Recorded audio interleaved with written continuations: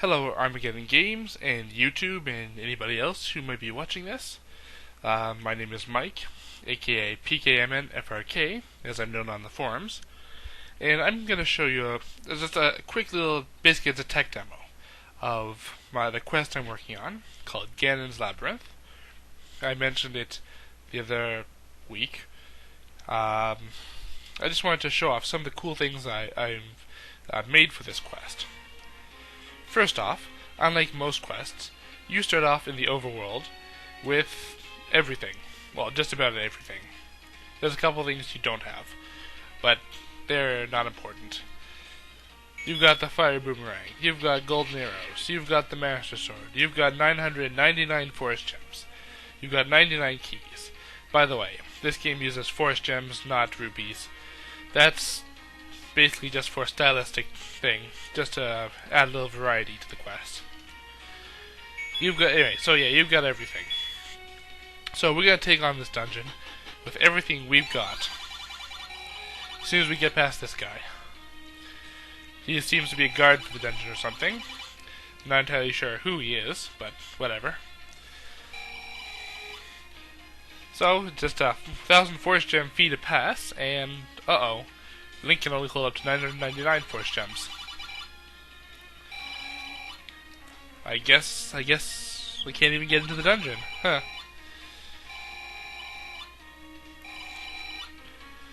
Well, I guess Link just wants to fight his way through.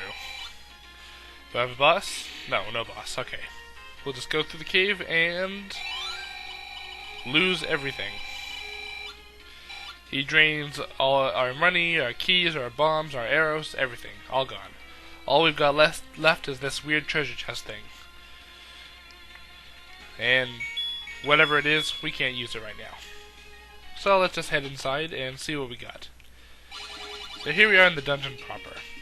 The dungeon itself is split up into a number of segments, each of which has a specific theme. For no particular reason, I've chosen this area to be the foresty area, since every Zelda game has to have a forest dungeon. This is a little loud, hang on. Alright. So we got a number of paths we can choose through. Let's go through here first.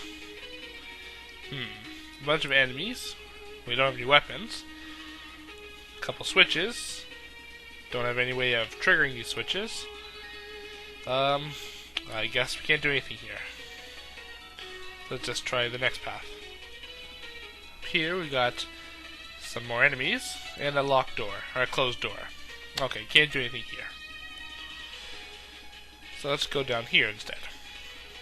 Alright, here we got another path, some more enemies and a closed door, but we have an open door down here. Here there's another one of those switches, and more enemies, so let's ignore them. Go through. Some Octoroks. Do note that we don't even have a small shield, so we can't block any projectiles at all. Here we go. Here's a treasure chest. And we get the boomerang.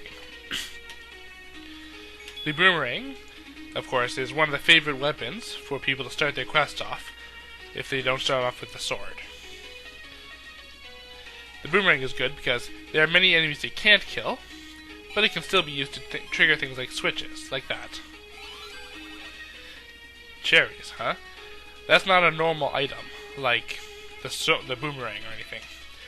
That is a treasure. If we open up that treasure chest item, you'll notice that now we've got an item here. It appears to be worth 100 rupees. The gray number there is the value of the items itself, and the white number is the total value of all the items, all the treasure you've collected. This is mainly for completion. It has a gameplay purpose, but a limited one. So mainly it's just to say you've got everything. Alright, so which way we'll go through first? We'll go through here first, because there's less to do here. So now here we have our first real puzzle, involving these arrow things, and this other bow thing. If we hit the switch, the bow fires an arrow. So let's see what happens. That didn't work out too well. In case you didn't notice, up here, there's an eye in the corner. According to standard Zelda lore, and eye is generally translated as arrow goes here. So let's use our boomerang to switch this target thing around so it's pointing at the eye. And let's fire an arrow, another one to get rid of these enemies. And voila! It hits the eye, and a new path is opened up. There's nothing in there right now. That was just a script I'm testing out for somebody else. So let's just go up the last path here. So now we can kill these enemies, and hopefully open up the door. And here we're faced with almost a mini-boss. It's just a bunch of keys. Each of these squares will keep spawning enemies until it quote-unquote runs out. And I hope I don't die here. But anyway. Once all 4 squares have run out of enemies to spawn, then the door will open and whatever's in this room will be revealed to us. Just quickly finish them off. I know, the keys aren't very intimidating, especially when they respawn like that, but I have to have something here that you can kill with boomerang. So let's see what we got. We got the bow. The bow is absolutely useless to us, because we do not have any arrows.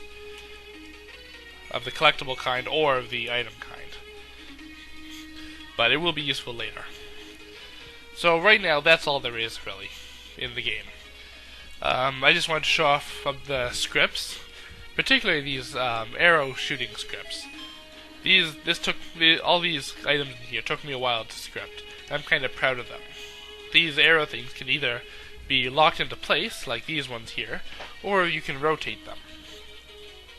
Same with these arrow shooters, which can be set to be locked in place or rotate, and each one can have a separate switch attached to them. So you could have a puzzle that involves 3 of these things and different switches that need in certain orders or whatever. The possibilities are, as they say, almost limitless. In reality, there's probably only like 10 or 12 different combinations of puzzles you could put together with these, but still. Variety is the spice of life. Yeah, that's really all there is to say on the matter. The treasure idea I had was the first thing I worked on. There's 60 treasures that are throughout the game. In case you haven't gotten it, I just lifted that idea from Kirby Superstar, which is one of my favorite games on the Super NES. Specifically the Great Cave Offensive minigame, where you have to collect 60 treasures that each has a specific value. I think I've got 10 million rupees worth of treasure to find.